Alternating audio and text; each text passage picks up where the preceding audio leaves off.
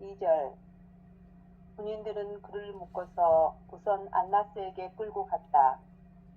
안나스는 가야파스의 장인이고 가야파스는 그 해의 대사제인데 그 둘은 한 저택에서 살고 있었다.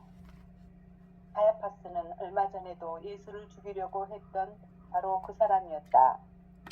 그는 예수를 죽이지 않으면 백성들이 더 큰 불행을 겪게 될 것이기 때문에 백성들을 위해 예수를 죽는 것이 낫다고 주장했던 것이다. 군인들이 예수를 끌고 간 곳은 바로 이 대사제의 저택이었다. 그들이 예수를 가야파스의 저택으로 끌고 갈 때 제자들 가운데 하나인 베드로가 멀리서 그들의 뒤를 따라가면서 그들이 어디로 예수를 끌고 가는지 지켜보았다. 그들이 예수를 대사제의 저택으로 끌고 들어가자 베드로도 일이 어떻게 끝이 나는지 보려고 뒤따라 앞마당에 들어섰다. 그때 앞마당에 있던 한 젊은 여인이 베드로를 바라보고는 말했다. 갈릴리아의 예수와 함께 있던 사람이에요. 그러자 베드로는 그들이 자신도 재판에 넘겨질까 두려워하여 사람들 앞에서 큰 목소리로 대꾸했다. 당신이 무슨 말을 하는 건지 나는 모르겠군요.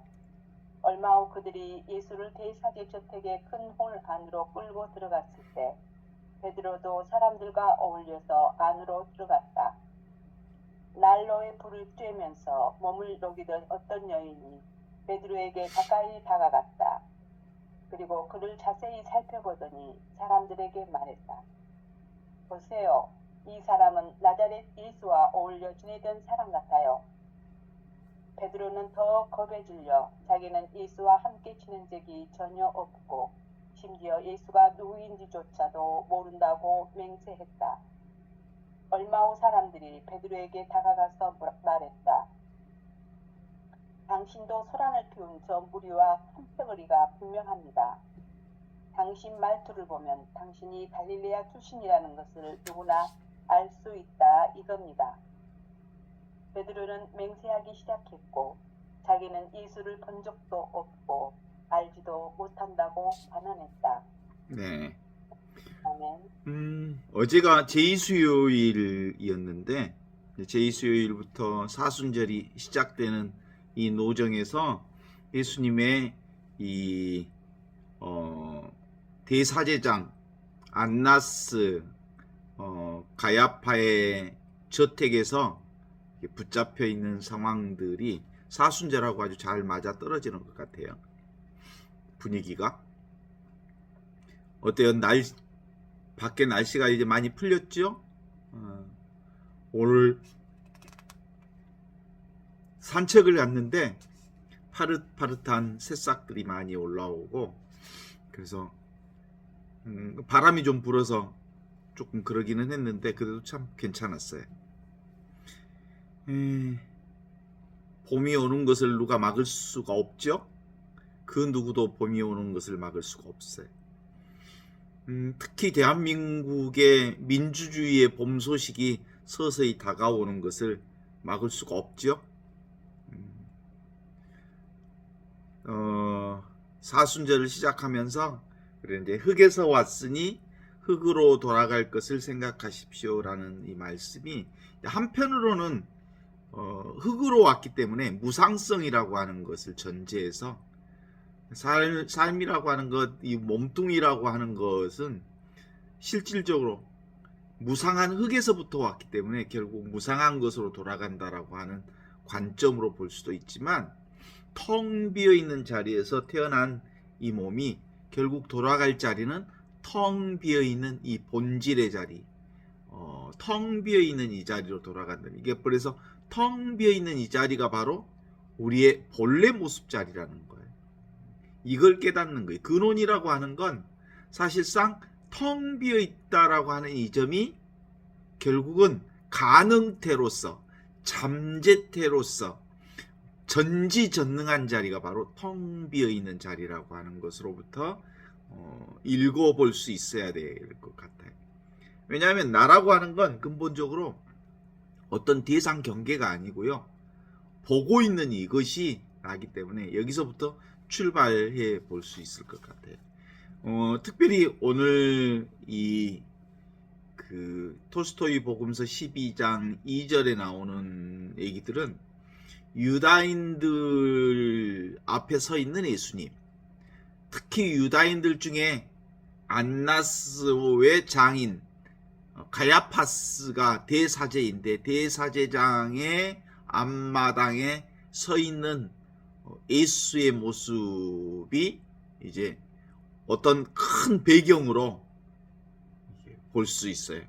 그냥 상상하면 눈앞에 이렇게 펼쳐지는 것으로 확인해 볼 수 있어요. 우리의 당면한 현실도 눈앞에서 펼쳐지잖아요. 우리가 늘 경험하는 현실도 눈앞에서 펼쳐지잖아요. 눈앞에서 펼쳐지는 이런 모습처럼 아주 분명한 배경이 착 펼쳐졌어요. 군인들이 예수를 묶어서 안나스에게 끌고 갔다. 그런데 그 안나스는 가야파의 장인이었고, 그리고 그 안나스의 장인인 가야파의 장인인 안나스는 당대의 최고의 대사제였던 가야파스 집에 함께 살고 있었던 모양 같아요. 그런데 그 가야파스는 예수를 죽이려 했던 대사제라고 표현되어 있습니다. 예수를 죽이지 않으면 백성들이 아주 큰 불행에 닥치게 될 거라고 얘기했던 사람이잖아요. 백성들을 위해서 반드시 예수는 죽여야 한다. 이런 생각을 가지고 있었어요. 그래서 군인들은 예수를 묶어서 가야파스 대사제의 저택에 끌고 가 있는 게 바로 이 오늘 배경의 한 장면이 있죠. 예수를 가야파스 저택에 끌고 갔을 때 이 한 장면이 눈앞에 이렇게 온전하게 펼쳐지잖아요. 영화의 한 장면처럼. 이때 드러난 한 배우가 하나 있었어요. 바로 베드로. 눈앞에 펼쳐진 이 장면 안에 탁 끼어드는 베드로가 있었는데, 베드로는 사실상 예수님의 으뜸 제자, 수제자였던 베드로가 멀리서 예수를 뒤따라가면서 군인들이 예수를 어디로 데려갈지 궁금해서 졸졸졸졸 뒤따라가는 장면이 눈앞에 펼쳐지잖아요. 군인들이 예수를 가야파의 대사제 저택으로 끌고 가자 베드로는 뒤따라가면서 가야파의 앞마당에 들어섭니다. 이때 또 하나의 장면이 펼쳐져요. 누가? 한 젊은 여인이 베드로를 바라보면서 이렇게 얘기합니다. 저 사람 갈릴리아 사람 예수와 함께 있었던 사람인데? 라고 베드로를 지적하는 모습들이잖아요. 영화의 한 장면 같죠? 그러자 베드로는 그들이 자신도 재판에 넘길까 두려워. 다음 예수가 잡히면 다음 타자는 누구예요? 베드로와 그의 제자들이 다음 타자로 다 잡힐 거 아니에요? 그래서 무서워서 이제 졸졸졸졸 눈을 피해서 사람들 앞에서 이렇게 따라가면서 뭐라고 대꾸해? 난 당신이 뭔 말을 하는지 모르겠어. 난 도대체 당신이 무슨 말을 하는지 모르겠어. 하고 첫 번째로 부인하는 모습들을 보게 되는데, 이걸 읽으면서 어떤 느낌이 착 들어오는 것 같아요. 요즘에 헌법재판소에서 8명의 그 재판관 앞에 앉아있는 윤석열과 거기에 변호인들과 검사 역할을 하는 이런 분위기가 딱 들어오잖아요. 탄핵 청구 소송 재판을 지켜보던 거기에 이제 유대인의 대사제로서 가야파와 안나스 저택에서 이제 이루어지는 장면인데, 사실은 완전히 다르지요. 예수는 무고한 사람으로 잡혀왔고, 이 윤석열이라는 자는 국민의 가슴에 총알을 겨누었던 누구예요? 수계잖아요. 수계. 무슨 수계? 반란 수계자잖아요. 내란 수계자. 그래서 온 국민이 그의 죄상을 다 알고 그 헌법재판소에 탄핵 청구 소송에 딱 왔는데도 불구하고 아주 온 국민들이 다 봤는데 거짓말을 아주 그냥 뭐라고 호숫가에 비친 달 그림자가 하나 비쳤는데 세상에 온 난리를 치고 있다고. 아무 일이 없었는데 8명의 재판관을 둘러세우고 온 국민들이 자기 하나를 재판장에 세워서 난리법석을 친다는 거 아니겠어? 이런 상황하고 이제 예수님을 끌고 왔는 이 상황하고 한번 견주어서 보면, 견줄 수 있는 상황은 아니지만 한번 이렇게 볼 수 있어요. 이때 이제 어떤 흐름이 느껴지냐면 무슨 흐름 같아요? 예수님의 태도는 무슨 태도냐면 초연한 태도잖아요. 자기 자신을 완전히 내려놓고 가야파 대사제의 저택 앞에 자신을 완전히 내려놓고 모든 것을 수용하는 자세로서의 예수. 그의 반대 상황에 있는 어떤 사람이 있어. 베드로는 초조한 자신을 볼 수 있잖아요. 자기 자신을 내려놓지 않았기 때문에 자기 생각에 빠져있는 초조한 베드로의 모습을 상기해 볼 수 있어요. 그래서 이 베드로에 관련해서 첫 번째 마당 앞에서 탁 걸렸어. 젊은 여인이 갈릴리아 사람 예수 출신, 예수하고 한패였던 사람. 그랬더니 절대 아니라고 이제 부인하고. 그러다가 이제 두 번째로 큰 홀에서 불을 쬐서 몸을 녹이고 있던 어떤 여인이 그 베드로를 보면서 당신 예수하고 한패인데? 그랬더니 나 아니요. 나는 예수하고 전혀 상관없는 사람이요. 나는 예수와 함께 지낸 적도 없고 예수가 누구인지도 도무지 알 수가 없어. 내가 맹세하여. 두 번이나 이렇게. 그래서 얼마 후에 이제 여러 군중들이 있었는데 베드로를 알아보는 사람들이 예수의 한 무리하고 한패 너 맞지? 그러면서 또 베드로에게 확인시키니까 당신의 말투를 보면 분명히 갈릴리아 사람이 맞아. 갈릴리 사람 출신 맞죠? 그랬더니 절대 아니라고 이렇게 부인하는 모습들을 보게 되는 장면을 여기서 확인해 볼 수 있잖아요. 이제 여기서 이제 우리가 확인해 볼 수 있는 건 그렇습니다. 기본적으로 어때요? 우리가 이 자리를 알면, 내가 누구인지를 알면 사실은 우리 눈앞에 펼쳐지는 상황 앞에서 어떤 태도를 취할 것인지가 분명하게 드러나는 거예요. 예수는 내 자신이 누구인지를 아는 사람이잖아요. 육신이 자기가 아니고 지금 여기 보고 있는 아는 나, 이게 진짜 나고, 지금 눈앞에 있는 이게 진짜 나고, 실제로 이 몸은 그림자에 불과하다고 알고 있기 때문에 실제로 어느 상황에 가도 당당하고 쫄지 않고, 그래도 걸림없는 예수님의 태도를 볼 수 있어요.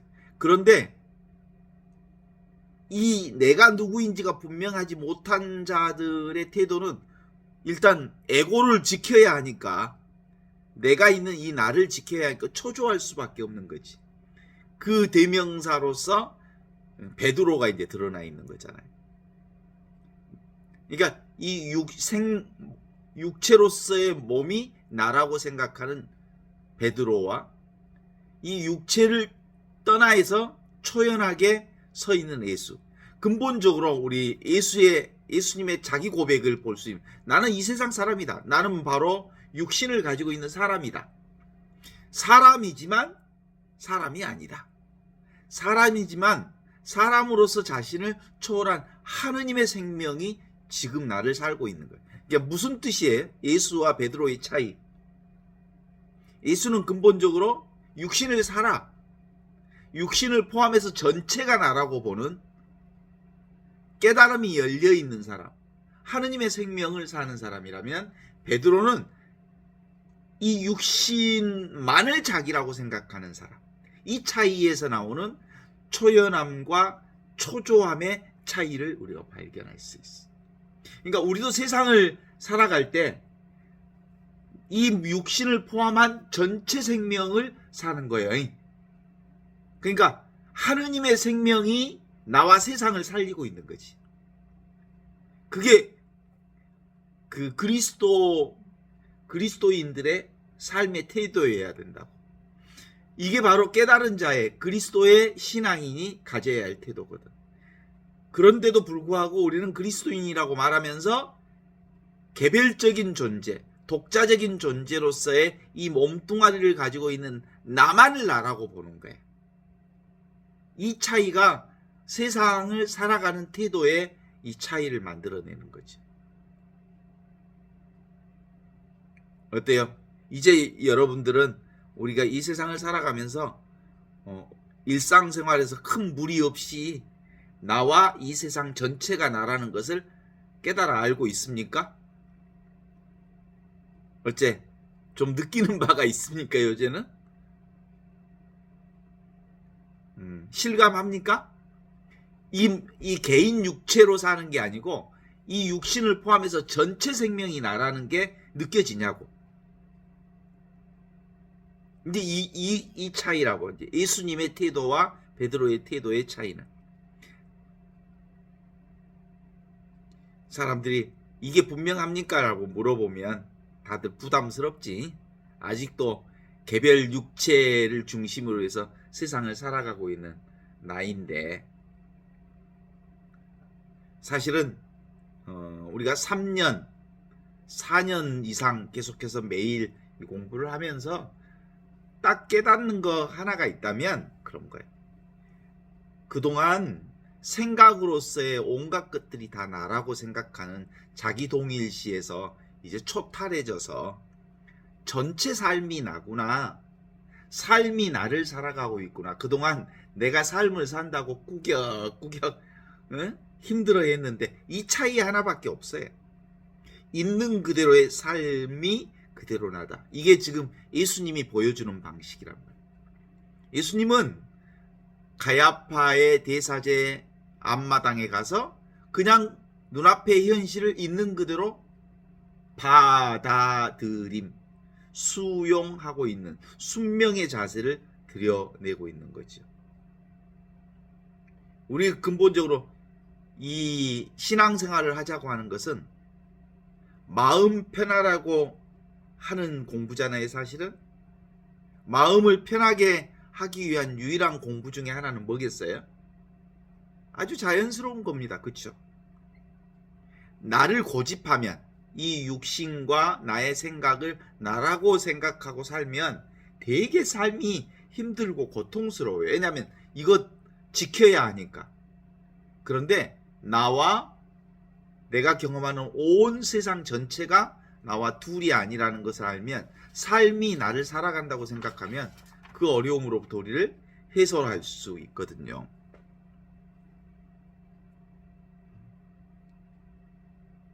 자, 정신적인 짐꾸러기를 확 내려놓으면 습관적으로 하던 온갖 생각들이 다 내려져요. 그러면 특별한 상황 속에서도 안정을 찾을 수 있어요. 예수님의 이 모습은 실제로 우리가 닮아가야 할, 우리가 살아야 할 모습이거든요. 그렇습니다. 우리에게 앞으로 인생 살아가면서 지금 눈앞에 펼쳐지는, 예수님의 눈앞에 펼쳐지는 이런 상황과 유사한 상황들을 많이 경험하게 될 거예요. 그럴 때 우리가 그냥 있는 그대로 삶 전체를 수용하고 받아들이는 것. 이것이 우리 신앙의 궁극적인 삶의 태도인 거예요. 이게 바로 초연한 예수와 초조한 베드로의 차이입니다. 지금 이 순간 바로 지금 여기에 내 마음을 두면 사실상 초연한 자기 자신 안에 있을 수 있다고 볼 수 있죠. 근본적으로 너나 나나 할 것 없이 눈앞에 펼쳐진 생각만 내려놓으면 사실상 초연할 수 있어요. 온갖 어려움은 생각이 만들어낸 거거든요. 사실이 아니거든요. 지키려는 나와 나를 지켜보려는 이놈하고 지켜보는 나의 차이에 나를 지키려는 생각이 있으면 초조해지지만 그저 지켜보는 자로 있으면 초연한 상황을 연출할 수 있어요. 연출하는 게 아니에요. 아주 자연스럽게 초연해지는 거죠. 그래서 우리의 삶 자체가 바로 늘 펼쳐지는 지금, 눈앞에 펼쳐지는 지금. 이것이 우리 삶 전부예요. 이게 알파요, 오메가요, 처음이며 마침인 이게 바로 뭐라고 합니까? 이 신앙을 종말론적 신앙이라고 그래. 이미 하느님 나라를 살고 있어요. 그런데 아직 생각이 과거 습성 때문에 생각으로 살고 있는 이 습성 때문에 실제로 내가 어려움을 창조하고 있고 고통을 창조하고 있고 힘드는 것을 만들어낼 뿐 실제로 사실은 그냥 흘러갈 뿐이에요. 물 흘러가듯이 어떤 것도 머물지 않는 경험의 흔적이 영화처럼 흘러가고 있는 거예요. 이게 우리가 그 예수의 십자가 사건을 보는 관점이에요. 그전에는 예수의 십자가를 우리가 함께 따라가면서 예수의 고통과 함께 아파하고 울고 불고 그렇게 사순절을 지내라고 했다면 진짜 사순절을 보내는 건 고통을 우리가 예수의 고통을 사순절의 고통을 삶의 고통을 충분히 경험하지만 고통을 경험한 바가 없는 나를 알아차리는 거예요. 슬픔을 경험하지만 슬픔은 경험한 바가 없는 거예요. 슬픔을 경험한 바가 없는 것이 슬픔을 경험하는 거예요. 고통을 경험한 바가 없는 게 지금 눈앞에 펼쳐지는 고통을 경험한다는 거예요. 이 보는 이자는 비가 와도 젖지 않고 천둥이 쳐도 깨지지도 않고 불을 질러도 불타오르지도 않아요. 늘 여여하게 항상 그 자리에 영원하고 불변한 이 자리를 지키고 있는 거거든요. 영산강가를 오늘 쭉 걸어가 봤는데 영산강의 물이 쭉 흘러가요. 흘러가는 영산강의 물이 늘 어디든지 거기에 물이 있어요. 물이 흘러가는 것 같지만 물만 있어요. 흐르지만 흐르지 않아요. 흘러가는 것을 경험하지만 물은 흐르지 않는다고요. 그저 물일 뿐이라고요. 한 덩어리의 물. 예수님이 당신이 가야파의 앞마당에 반듯하게 서 있지만 거기에 수많은 사건들이 일어나고 있지만 사실상 그걸 지켜보는 상황은 아무 일이 없는 자리인 거예요. 늘 이러한 방식으로 있어요. 각성이라고 합니다. 보는 이것은 경험하는 이것은 이게 네이다망이죠. 네이다망. 지금 여기서 보고 있는 거예요. 지금 여기서 경험하고 있는 거예요. 지금 여기서 펼쳐지는 지금이에요. 영화가 여기서 펼쳐지냐면 눈앞에서 펼쳐지는 거예요. 이 눈앞에 펼쳐지는 이 스크린은 아무런 문제가 없는 거예요. 그래. 아는 바 없이 알고, 느끼는 바 없이 느끼고, 듣는 바 없이 듣는 그 네이더만 보는 이것, 이게 천지창조 이전부터 있었던 말씀이에요. 말씀. 모든 것은 이 말씀으로부터 시작되었고, 말씀 없이, 이것 눈앞에 있는 이것 없이 펼쳐지는 것은 아무것도 없다라고 하는 이 영원한 생명을 우리가 예수님을 통해서 경험해 보는 거예요. 이게 분명하지 않는 사람들은 베드로처럼 이제 초조한 삶을 보게 되는 거잖아요. 예수님이 예언했지. 네가 나를 장담한, 내가 죽는, 예수님이 가는 곳이면 어디까지 쫓아가겠습니다. 당신과 함께 죽겠습니다. 그래? 넌 닭이 울지기 전에 나를 3번이라고 부인한다는 것을 예언하셨던 거예요. 왜냐하면 생각으로 사는 것은 사실은 사실이 아닌 거예요. 그죠? 그래서 우리의 영원하고 무한한 테두리 없는, 눈에 보이는 현상들은 다 테두리가 있잖아요. 한시적이잖아요. 그리고 일시적이잖아요. 드러났다 사라지는 거고, 오고 가는 것이고. 지금 이제 봄이 오지만 이 봄에 파릇파릇한 새싹이 왔다면 언젠가 또 이 파릇파릇한 새싹들은 꽃이 지고 그리고 사라지는 때가 오는 거예요. 그런데 이 보고 있는 건 절대로 변하지 않는, 이 자리를 보통 우리 뭐라고 해? 공적 영지의 자리라고 그래요. 아는 이 자리는 무변 허공에서 보는 이건데, 이게 없는 듯 있는 이거예요. 아무것도 없는 것 같은데 이 아무것도 없는 이 침묵의 자리에서 봄이 온단 말이에요. 그죠? 얼어붙은 들판에 움텄 새 생명이 피어나는 모습들을 본단 말이에요. 모든 움직임은 움직임 없는 자리에서 움직임이 시작되고, 생명 없는 자리에서 생명이 시작돼요. 그런데 없는 이 자리가 사실은 생명의 보고예요. 전지전능한 자리예요. 우리는 살아가면서 자기 내면의 변화도 알고 있고, 그리고 세상의 변화도 알고 있고, 인간관계의 변화도 알고 있고, 그리고 지금 윤석열 정부의 이런 이제 무너져가는 소리가 들리더만, 그 윤석열의 당대의 오른팔 왼팔들이 지금 팍팍 무너지더만이. 그래요. 한때 그 권력도 10년 안에 다 사라진다고 그러잖아요.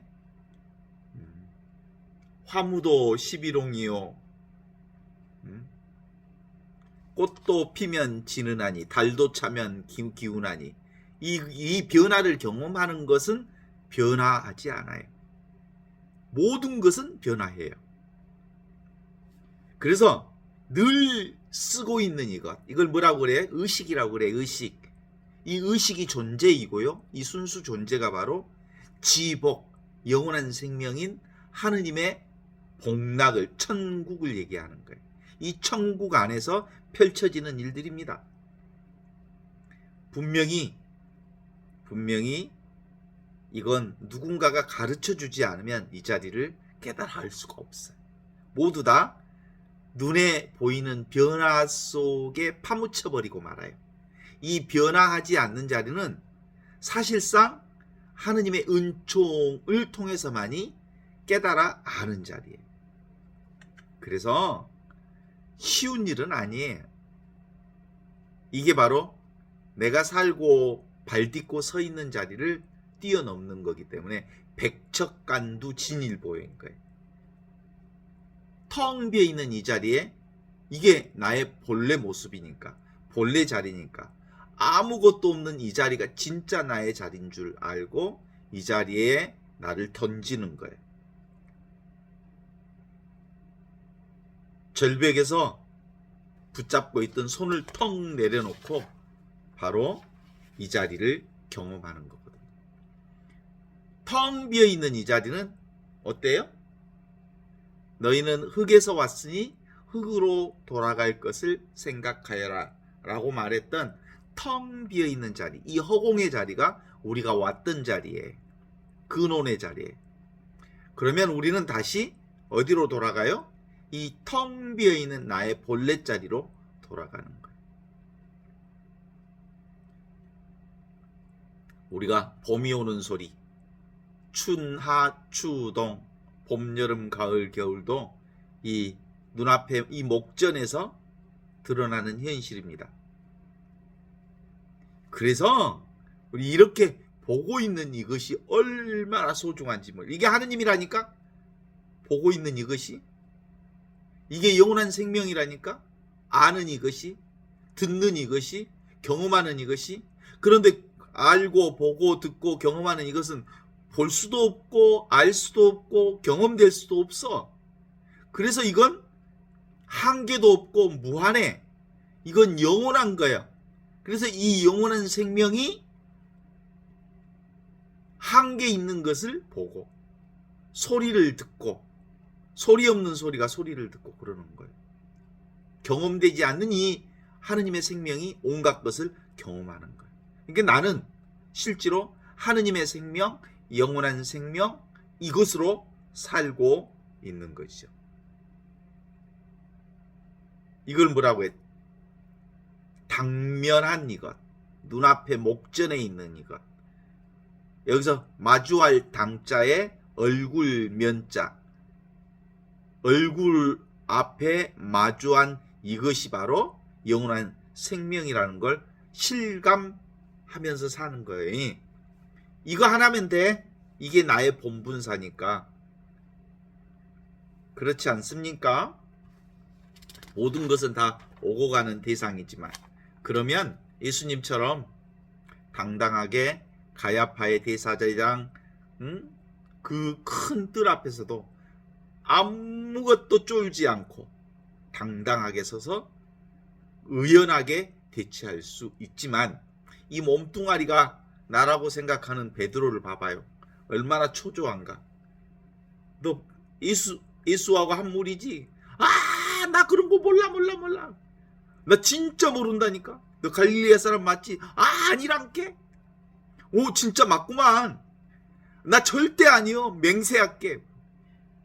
자기 배신을 왜냐하면 자기 개인의 육신을 변호하기 위한 모습들로 드러나는 현상들. 우리가 어디서 많이 봤어요? 윤석열이 봐봐. 자기 변호하는 거 봐봐. 자기 살라고. 이게 초조한 에고를 살리려는, 이 육신이 나라고 생각하는 이 육신 하나 살리기 위해서, 이 자기 자신을 살리기 위해서 사는 인간하고 나를 포함한 전체 생명이 바로 나 자신이라고 하는 것을 안다면, 삶 전체가 바로 나이기 때문에 사실은 전체 생명은 죽지 않아. 그리스도의 생명은 사라지지 않아. 그래서 나 한 생명 살기 위해서 그렇게 쪼는 인생을 살지 않아도 된다는 거잖아요.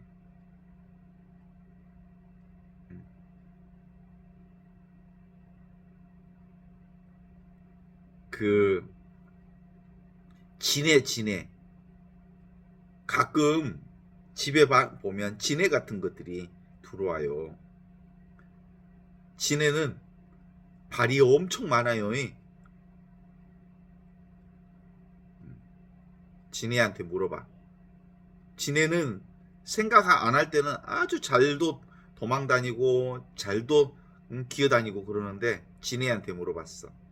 야, 너 그 많은 발 20몇 개, 30개 이상 되는 발 중에 네가 움직이려면 어떤 발부터 움직이는지 그 최초의 움직임이 뭔지 생각하면서 한번 움직여봐라 그랬더니 지네가 그때부터 움직일 수가 없었대.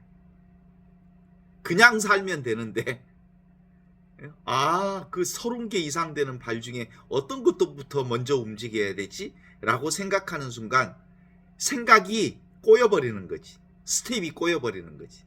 우리 인생도 그래. 그냥 살면 사는 건데 생각을 많이 하면 삶이 꼬여버려.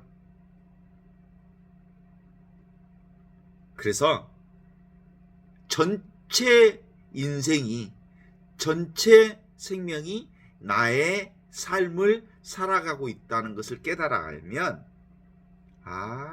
그렇구나. 망상이었구나.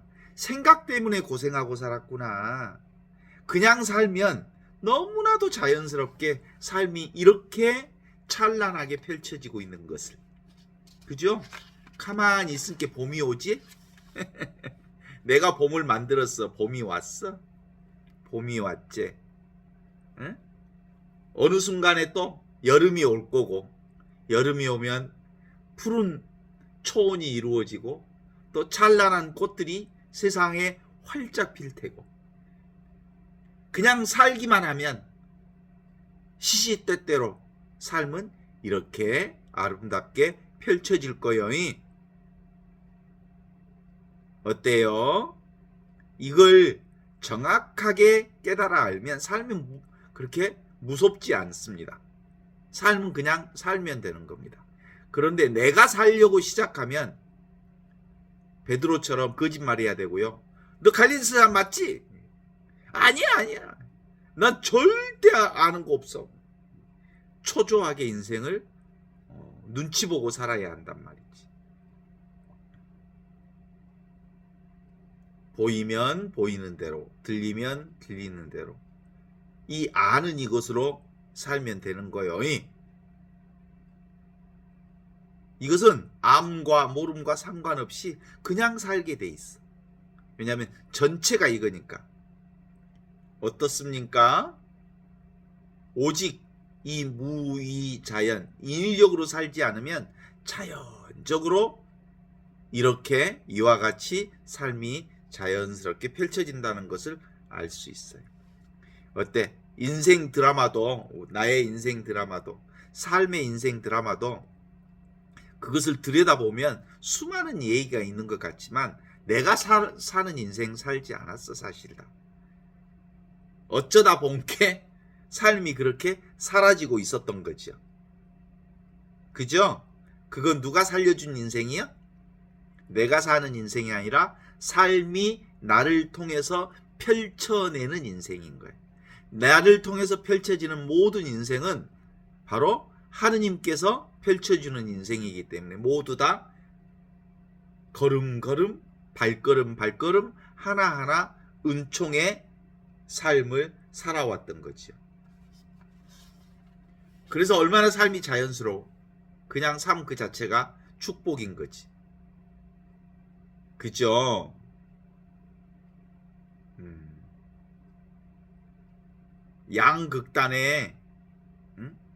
양극단에서 벗어날 수 있어요.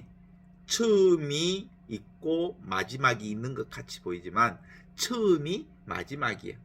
마지막이 처음이고, 오른쪽 왼쪽이 따로 있는 것처럼 보이지만 오른쪽이 왼쪽이고 왼쪽이 오른쪽이에요. 큰 것이 작은 것이 따로 있는 것처럼 보이지만 사실은 비교만 하지 않으면 큰 것 따로 있고 작은 것 따로 있는 게 아니에요. 그냥 있는 거지. 내 키가 큰 것도 아니고 작은 것도 아니에요. 어떤 것에 비교하면 나는 큰 사람이 되기도 하고 작은 사람이 되기도 하고 그러지. 그냥 나는 나일 뿐이요. 어때?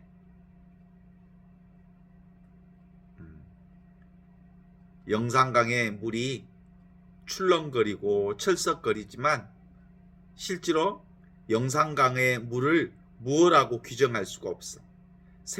영산강의 물이 그렇게 흘러가듯이 우리의 생각도 그냥 흘러가. 그 생각을 붙잡은 생각 때문에 생각 앞에 생각이 붙잡혀서 생각에 꽁꽁 묶이게 되지.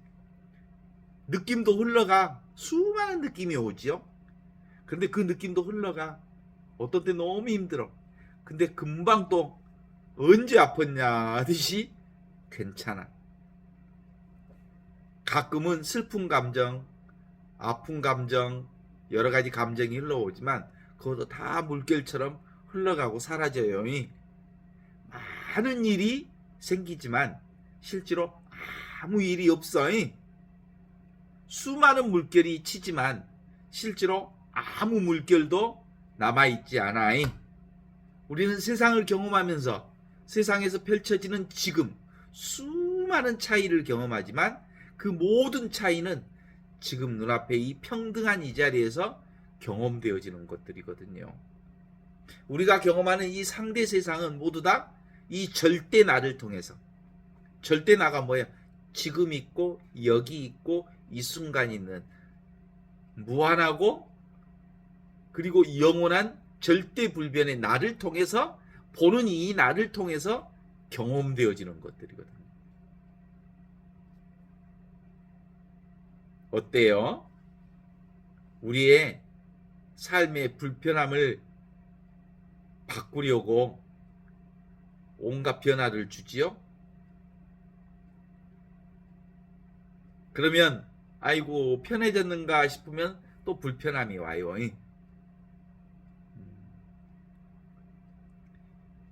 기본적으로 이것은 변화 없는 자리예요. 늘 있는 이것. 보는 이것, 듣는 이것, 아는 이것.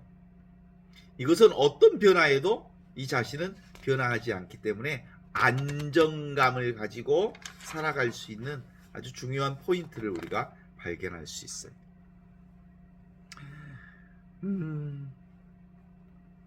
그래서 이 눈앞에 있는 이것을 깨달아 아는 안목이 있어야 우리가 이것을 볼 수 있는 거거든요. 기본적으로 이게 분명해지면 아 그렇구나라고 하는 거 아는 측면이 있어요. 이게 이거 보고 있는 거 이게 바로 하느님의 생명이구나. 이게 영원한 생명인 나를 살고 있는 거구나. 근데 이거 안다고 해서 과거에 살아왔던 우리의 습성들이 여지없이 옛날 살던 방식대로 또 싫은 것이 있으면 싫어지고 배기 싫은 사람이 있으면 미운 마음이 생기고 그래. 그건 뭐 때문에 그래? 과거의 생각의 습성이 남아있어서 그런 거예요. 그러니까 모두 다 이 생각으로부터 비롯되어지는 것은 사실이 아니다라는 것을 깨달아 아는 사람은 그렇게 미움의 감정이 온다 해도 이건 사라질 미움이야 라고 하는 것을 알기 때문에 거기에 붙들리지 않을 수 있어서 지나가게 만들어줄 수 있는 거죠. 이제 눈에 보이는 대상에 끌려다니지 않을 수 있지 않겠습니까?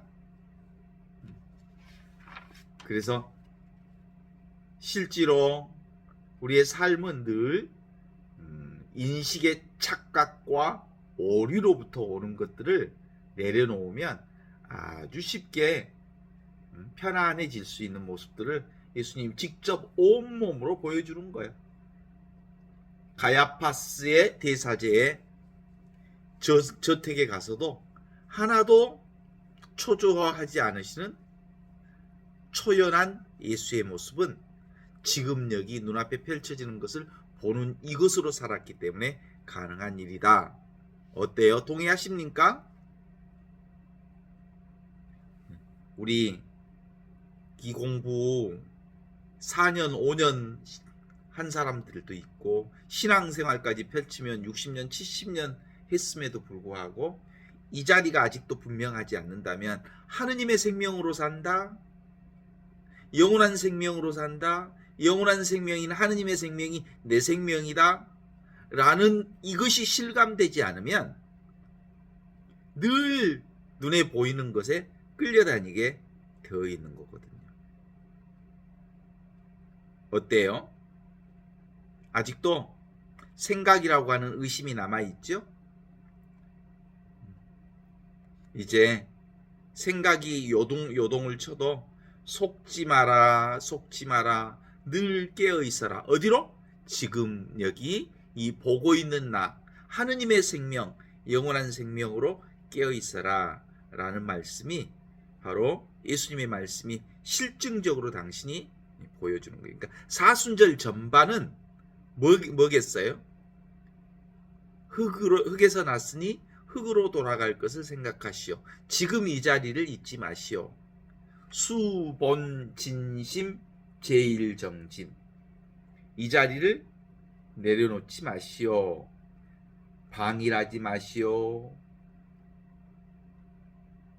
그죠? 내려놓으십시오. 생각을 붙들지 마십시오. 그러면 늘 하느님과 함께 있다는 사실을 깨달아 알게 될 것입니다. 라는 걸 공부하게 될 거예요. 그래도 삶은 여전히 힘들어. 안다고 해도. 근데 힘들지만 힘들지 않아. 예수님 십자가를 지지만 십자가를 진 바가 없어. 왜냐하면 십자가를 졌기 때문에 십자가로부터 자유로운 거예요. 십자가를 거부한 사람은 십자가가 얼마나 무거운지 몰라. 십자가를 있는 그대로 받아들이는 예수였기에 십자가를 통해서 빈 무덤 체험을 할 수 있었고, 빈 무덤 체험을 통해서 부활하신 예수 그리스도의 자유로움을, 온전한 자유를 경험할 수 있게 된 거죠. 올 수도 갈 수도 없는 것이 지금 여기 우리가 보는 이거라는 걸 알 수 있죠.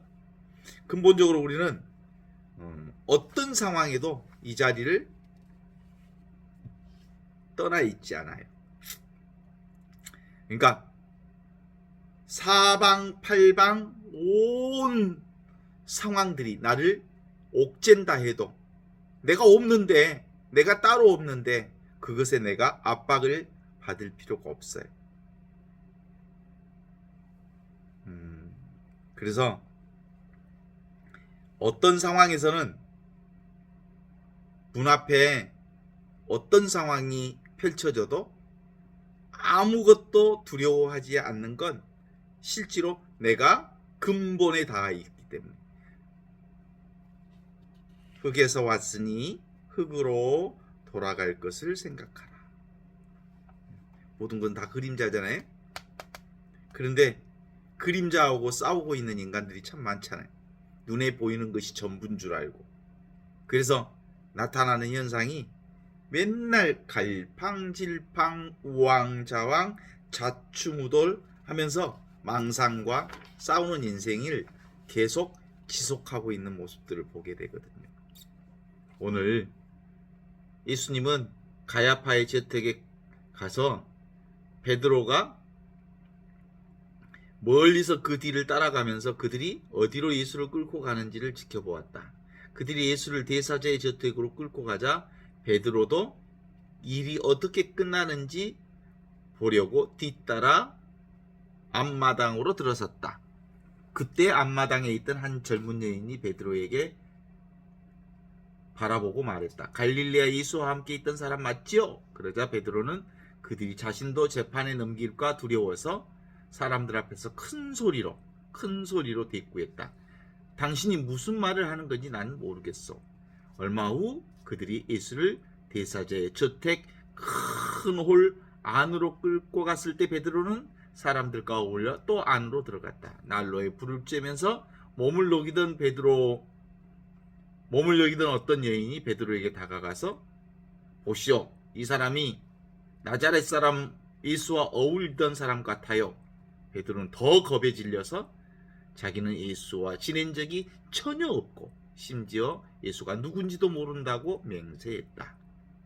얼마 후에 사람들이 베드로에게 다가가서 당신 소나를 피운 저 무리와 한 패거리 맞지요? 말투를 보니 갈릴레아 사람이라는 게 분명하오. 그랬더니 베드로는 맹세하기 시작했고 자기는 예수를 본 적도 안 적도 없다고 단언했다. 어때? 자기 하나를 지키려는 베드로의 모습에 초조한 모습.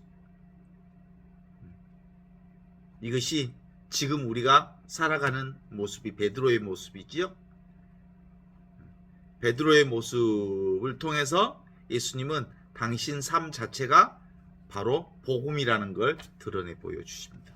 눈앞에 지금 여기 궁극적 진리를 사는 그것이 바로 뭐예요? 복음을 사는 거다. 이런 얘기를 하시는 거죠.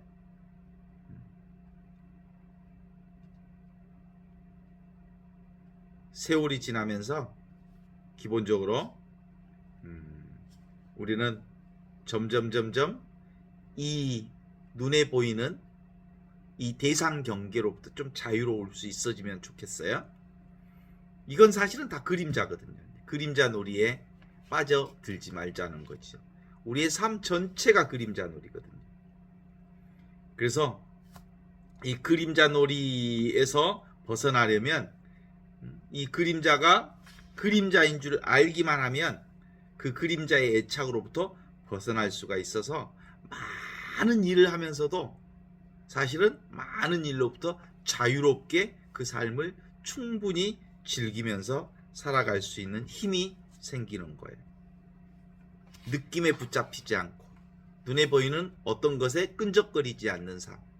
이것이 요즘에 이제 제가 계속해서 그 테일하르드 샤르댕의 그 미사를 세상이 드리는 미사를 오늘도 하루 종일 공부를 좀 했는데 이게 세상의 미사예요. 세상이 미사를 드리고 있어요. 그리스도의 미사를 드리고 있다고요. 그리스도가 바로 이 변하지 않는 이 보고 있는 이거예요. 그리고 보이는 대상은 수없이 변화를 경험하고 있는 거예요. 그리스도의 성변화를 경험하는 거예요. 이 안목이 분명하면 세상의 미사를 우리가 경험하고 있는 거예요. 그리스도의 변화를 경험한다고요. 성체성사를 경험하고 있다고요. 그래서 세상이 미사를 봉헌하고 있다고요. 세상이 드리는 미사라고 하는 건 바로 그런 겁니다. 변화하지 않는 그리스도가 변화하는 세계의 온갖 변화를 드러내고 있는 이 찬란한 신비스러운 성변화, 이게 성체성사입니다. 지금 이 순간도 세상이 드리는 미사는 지속되고 있습니다. 우리는 전례 안에서 드러나는 미사만을 미사라고 얘기하지만 실제로는 하느님의 생명이, 전체 생명이, 우주 생명이 드리는 미사, 이게 바로 그리스도의 미사라고 말할 수 있거든요. 어떻습니까?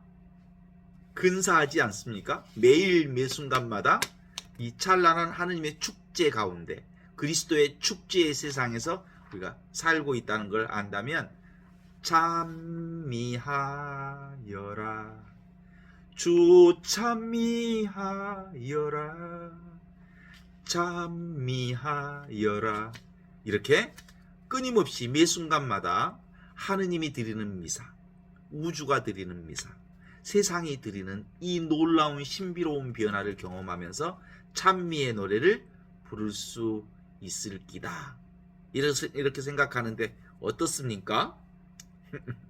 특히 가장 변화가 심하는, 가장 변화를 쉽게 볼 수 있는 봄이야말로 하느님의 이 신비를 충분히 잘 경험할 수 있어서 하느님을 찬양하고 삶을 즐기고 삶의 운명을 온전히 사랑하고 세상의 모든 것들이 다 무상하지만 무상하기 때문에 너무나도 아름답고 신비롭다는 것을 깨달아 알 수 있는 하느님의 은혜 가운데의 삶을 우리가 충분히 경험할 수 있을 거다.